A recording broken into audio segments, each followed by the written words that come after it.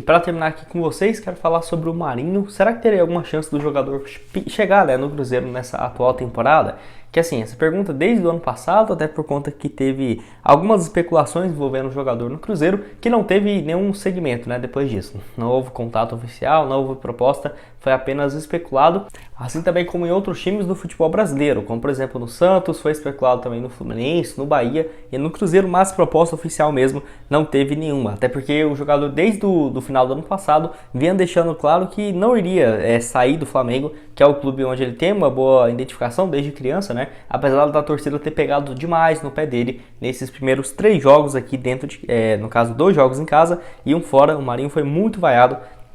Então eu não sei se ele realmente vai seguir no clube até o final da temporada. É claro que tem uma questão assim que importa bastante, que é o salário. De acordo com o Nicola, os vencimentos dele próximo da casa dos 650, 750 mil por mês. E o jogador, por exemplo, se fosse para ele abrir mão de contrato, não acho que faria sentido. Ele teria um salário até no final do ano de 700 mil no Flamengo, vamos supor, para ganhar 350 no Cruzeiro. Não. Mas, por exemplo, ele vendo que não vai ter espaço no Flamengo, o clima com a torcida não está tão interessante. Por exemplo, o Flamengo empresta ele até o final do ano, pagando aí, no caso, vamos supor, o Flamengo pagando 400 e o Cruzeiro 300 mil. Acho que poderia ser algo nesse sentido, até para não prejudicar ainda mais, né, a imagem do Marinho, que no caso ano passado foi mais reserva do que titular. Foram 43 partidas, 6 gols e 6 assistências. Jogador que já teve uma passagem pelo Cruzeiro em 2015, onde ele veio do Ceará, foram 12 jogos, 1 gol marcado apenas nesse período, com passagem também boa pelo Vitória em 2016, 26 gols em 43 jogos, joga também na China, passa 2 anos no Grêmio em baixa, até voltar para o Santos, onde na temporada especificamente de 2020, que ele foi muito bem, 43 jogos, 24 gols e 8 assistências. Eu particularmente não faria um investimento pesado para trazer o Marinho. Acho que no máximo um contrato de 1 ano, um salário de 300, 350 mil por mês, porque não é um atleta que, por exemplo, 2021, 42 jogos, 9 gols e 4 assistências, e temporada passada 6 gols e 6 assistências. Ou seja, tem muito tempo, né? 3 anos basicamente, que ele não faz uma temporada muito alta, tipo assim, com 11 gols, 15 gols por temporada. Ou ele faz 6, 9, ou ele faz 24, 21, como foi, por exemplo, 2016 pelo Vitória e 2020 pelo Santos. Quero saber se você concorda comigo, discorda. Só lembrando que o Marinho hoje já está com 32 anos, né? E pode atuar numa função que o Cruzeiro procura sim opções no mercado, que seria de um ponta direita. Apesar do Marinho também jogar pelo lado esquerdo, quero saber se você concorda comigo. Deixa aqui embaixo a sua opinião nos comentários. E para terminar aqui com vocês, quero falar sobre um lateral esquerdo que pode ser uma boa opção para o Cruzeiro para essa atual temporada. Que eu estou falando aí do Gabriel Silva, lateral esquerdo de 31 anos de idade, que não é muito conhecido aqui no futebol brasileiro, justamente por ele estar muitos anos fora, né? Para você ter uma ideia, ele surge na base do Palmeiras, no caso ainda lá nos anos de 2006 a 2011, né? Que ele fica no Palmeiras, 2010 e 2011, as 2 primeiras temporadas no time principal. Pelo Palmeiras, 62 partidas, 3 gols e 4 assistências. Não é à toa que ele é convocado para a seleção brasileira, ganha o Mundial Sub-20 lá em 2011 e o Sul-Americano também pela seleção brasileira, ele é convocado, onde foi no Mundial Sub-20 de 2011 que ele foi um grande destaque, 7 jogos, 1 gol. Naquele time lá também com o Neymar, com o Ganso, então era muito forte aquela seleção de base e o Gabriel Silva se destacou. Logo depois ele vai jogar na Udinese da Itália, saindo do Palmeiras, fica lá 3 temporadas e meia, roda ainda por outras equipes, igual o Genoa e o Carpi da Itália, joga também em 2016 no Granada da Espanha e ficou de 2017 a 2023 no Saint-Étienne da França, onde até aqui foram mais do que 112 partidas com 4 gols e 3 assistências. A grande questão que eu fico com o pé atrás em relação à contratação do Gabriel Silva é que ele é um jogador que tem sido reserva nos últimos anos, tá? Desde quando ele chega na equipe francesa, a primeira temporada faz 27 jogos, 1 gol, a segunda 19 e depois apenas 9 jogos, 4, 17 e nessa atual temporada 22, 23 ele volta a ter mais condições, mas mesmo assim apenas 6 jogos e olha que já foi basicamente meio da temporada já no futebol europeu. Então não é um jogador que tem jogado com frequência e isso faz ficar um pé atrás, porque qual vai ser a condição física do Gabriel Silva? Tudo bem, o Cruzeiro traz, por exemplo, o William, que é um jogador que igual o Gabriel, apesar do William ter 27, o Gabriel tem 31, o Gabriel Silva não tem jogado com tanta frequência assim, né? Então acho que isso é um negócio que pode ficar um pé atrás, mas dependendo das condições físicas pode ser uma aposta. Então teríamos 2 jogadores titulares nas laterais que não teriam 100% de condições pelo menos não para esse início de temporada. Mas ele segue disposto, de acordo com o Nicola e seus representantes, procurando e dispostos a ouvir propostas de outros clubes do futebol brasileiro para essa volta na temporada de 2023. E você já tinha ouvido falar a respeito do Gabriel Silva? Eu confesso para vocês que eu já tinha visto, mas há muito tempo, tipo assim, 2018, 2019, não sabia que até hoje ele estava lá no time da França, do Saint-Étienne, e mostra também que, no caso, desde 2017 ele está lá na França e mesmo assim custou chegar a 100 partidas, né, pelo clube, então mostra que nunca foi um titular absoluto, até por conta disso não é extremamente conhecido no Brasil, muito por conta dele estar basicamente 12 anos, né, no futebol europeu, não é pouca coisa. Quero saber se você aceitaria o jogador no Cruzeiro para essa próxima temporada. Lembrando que o Cruzeiro tem o Marquinhos Cipriano e o Kaique. Eu particularmente gosto muito do Kaique, mas nesse momento ele está servindo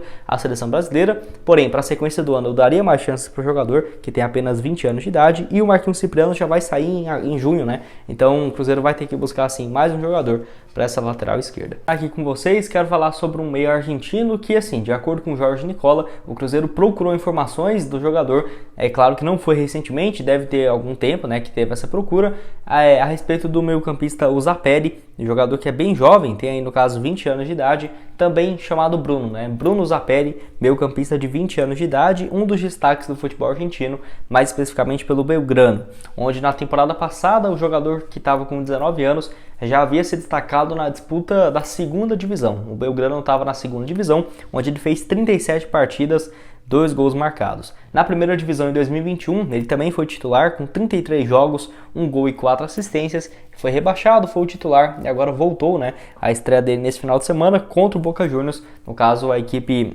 dele, ele foi inclusive eleito o melhor jogador em campo por 81 minutos. Então, realmente, dá pra ver que o Belgrano tem no Bruno Uzaperi como uma das joias e um potencial financeiro bem grande para uma eventual negociação, né? No caso, equipes como o Fortaleza e também o Vasco da Gama demonstraram interesse na sua contratação e alguns outros times do Brasil. De acordo com o Nicola, o representante do Bruno Uzaperi, tem 2 times interessados nesse momento na contratação do jogador.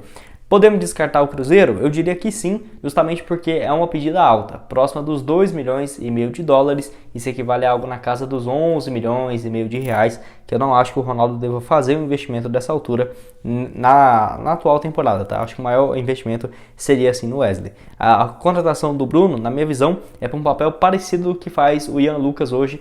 Como um canhoto, o Bruno Uzaperi seria no lado direito, como se fosse a função do Neto Moura, né? Por isso que ele não tem muitos gols na temporada, igual em mais de 65 jogos pelo Belgrano, foram apenas, no total, 3 gols marcados e também 6 assistências, porque ele joga bem mais recuado, não tem uma expectativa de que ele seria um camisa 10. Mas vamos esperar, né, para ver se tem alguma especulação nesse sentido. Acho uma ótima opção sim, mas o Cruzeiro sempre vai esbarrar nessa questão financeira nessa temporada, né? Não adianta, pode até ser um jogador de outro país e tudo mais, tendo essa questão de ter uma compensação financeira, acaba complicando bastante, apesar de que não é um investimento totalmente fora da realidade, próximo de 11, 12 milhões de reais, mas pelo Cruzeiro já ter feito esse investimento no Wesley por 15 milhões, acho bem difícil de imaginar, ainda mais agora nessa temporada, um investimento parecido. Quero saber a opinião de vocês aqui embaixo, se você concorda comigo, discorda, deixa aqui nos comentários que sem dúvidas vai agregar demais.